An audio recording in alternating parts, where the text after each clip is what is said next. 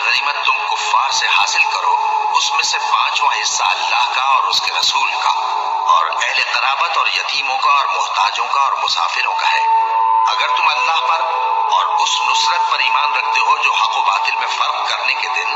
یعنی جنگ بدر میں جس دن دونوں فوجوں میں مٹبھیڑ ہو گئی تھی ہم نے اپنے محبوب بندے محمد صلی اللہ علیہ وآلہ وسلم پر نازل فرمائی اور اللہ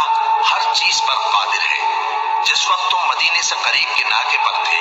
اور کافر دور کے ناکے پر اور قافلہ تم سے نیچے اتر گیا تھا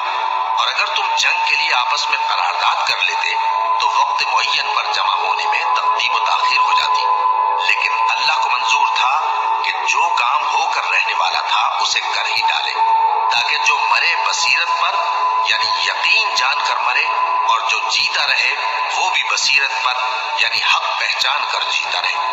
اور کچھ شک نہیں کہ اللہ سنتا ہے جانتا ہے۔ اس وقت اللہ نے تمہیں خواب میں کافروں کو تھوڑی تعداد میں دکھایا تھا اور اگر بہت کر کے دکھاتا تو تم لوگ جی چھوڑ دیتے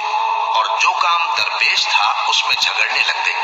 لیکن اللہ نے تمہیں اس سے بچا لیا، بے شک وہ سینوں کی باتوں تک سے واقف ہے۔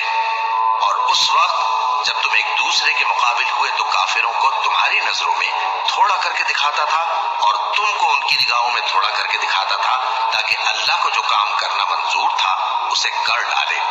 اور سب کاموں کا رجوع اللہ ہی کی طرف ہے۔ مومنو، جب کفار کی کسی جماعت سے تمہارا مقابلہ ہو تو ثابت قدم رہو اور اللہ کو بہت بہت یاد کرو تاکہ مراد حاصل کر لو،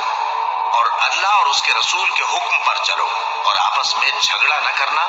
کہ ایسا کرو گے تو تم بزدل ہو جاؤ گے۔